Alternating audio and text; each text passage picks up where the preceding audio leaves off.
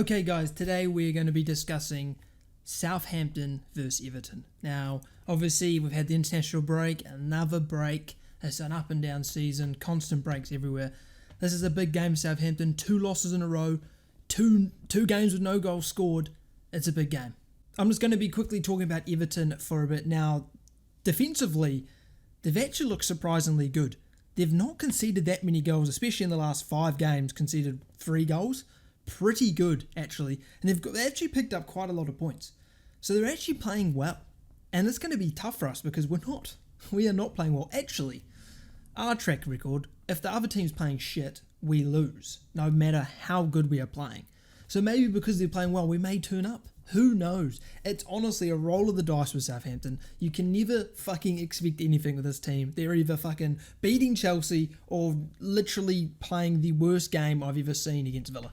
There is no in between. What I will say about Southampton is that Wolves game, I'll stand on it. We played well, didn't take our chances. Shit happens, right? Villa game, both teams sucked. Bored probably the entire world to death with how shit the game was, how shit the football was. It was a disgrace, right? It was shocking. Clearly Villa came out and wanted to play a dogged, get a 1-0 win sort of thing. And we said, fuck it, we'll do it too. And then the game just turned into absolute shit.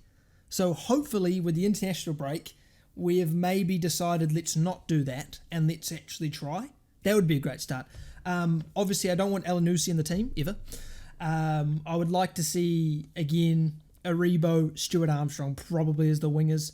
Maybe Aribo in midfield, depending on what we play. If we play, 4-3-3, I could see Aribo, Ward-Prowse, Diallo holding. Even though I don't trust Diallo, I'd probably want Ward-Prowse holding in that specific case. I don't think Ward-Prowse trusts Diallo to do anything, which is understandable. He makes constant mistakes. I would like to see Stuart Armstrong play. No idea why he doesn't. I don't get it. I don't understand. I don't know why Elyounoussi is playing when Stuart Armstrong's right there, and Stuart Armstrong's much better. I get it. Elyounoussi is a defensive player, more defensive player, but Stuart Armstrong's also a good defensive player. So I don't get why you would choose Elyounoussi, who's normally wank 90 minutes of the game, to Stuart Armstrong, who can provide something going forward and defending. I don't understand why he doesn't play. I think Adams has had a good season so far. Mara should be starting to fight him for that spot up top. Obviously, at the start of the season, you've got to give him a bit of time to get used to it, get fit, get up to speed with tactics. But it's been nearly 2 months, really, since the start of the season, and I think it's time for Mara to start really fighting for that spot. He hasn't got that many minutes, and when he's come on, he has looked good. And same with Adozi. I think, again, I don't believe he's ready to start, but he is good enough to come off the bench, especially when we're playing like we did at Villa. He needs to come in earlier. Players like him, Armstrong, Aribo have to play. I would like to see... I don't mind if Ed Armstrong starts. I don't mind him. Gineppo, please no. Elyounoussi, please no. And start Armstrong and Aribo would be my go-to team. It will be interesting to see how we can break down Everton. Obviously, Everton have been very good defensively this season.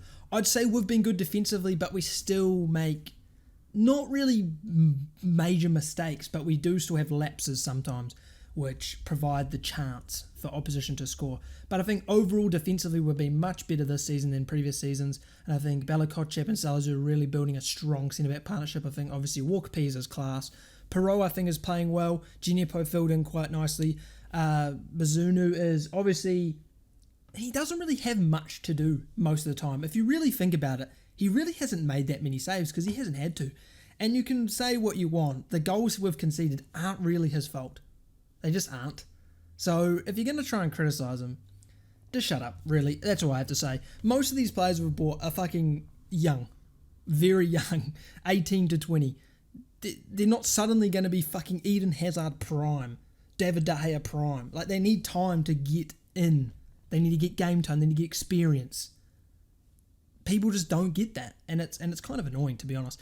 I mean, it's basic knowledge. It really is basic knowledge that players can't, like, obviously they can. Fucking Levia turns up, Bella-Kotchap turns up, plays unbelievable. But that doesn't go for every single player. Not every player is going to be like that. Some players need time. Some players need confidence from the manager. Sometimes need faith from the manager. And sometimes they don't get that. So just keep it to yourself. Honestly, I don't want to hear any Ralph out hooligans. I think he's got plenty of time left in the tank to improve this team. Like, what are you expecting? You know, we're not Europe. We're not a top half team. So as long as we're sitting 10 to 14th, we're attempting to play good football most of the time. If the players make mistakes, players miss chances, that's not on him. Especially players that are proven good. Like when Salazu had a shocking last 6 months last season. How is it his fault? Was he going to choose Bednarak over him? He's fucking shit. Going to choose Stevens over him? He's fucking shit. Like, he had no options. He started to have more options, and we'll see, hopefully, some smart team selections, and hopefully Elanusi's not playing. But my prediction for this game, I'm not as confident. Obviously, the last 2 weeks I've said Southampton will win, and then we haven't.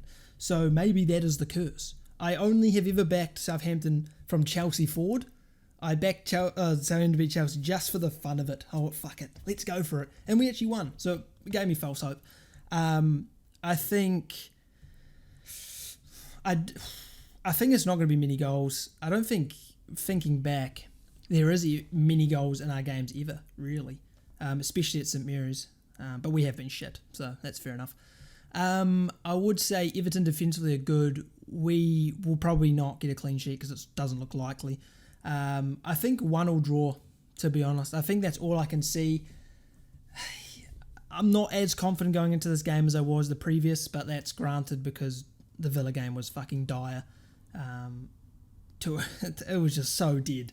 It was so dead, man. Like, I didn't even want to watch the game. Like, I'm sitting there like, why do I have to be here? This is fucking boring. But I'm going to go for 1-1 draw. I do think it's going to be Everton countering. We're going to have way too much possession, and we're going to not know what the fuck to do with it, because that's classic. I'm pretty sure Lavia's still not fit. Obviously, with all these breaks and stuff, who fucking knows? Obviously, he hasn't announced anything yet. But a draw, I think, is reasonable. It could go either way. Again, it is the Prem. Most games can go either way unless you're City. But yeah, that's my prediction. It's my preview, I should have said. So I'll be live.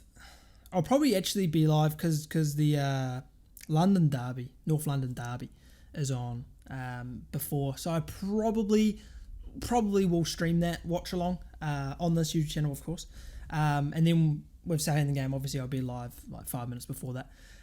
So if you want to join, have a chat, we'll hopefully watch a half decent game for Arsenal before we have to watch Dyer with Southampton, then that's fun. But like, subscribe if you enjoyed, and I'll see you next time.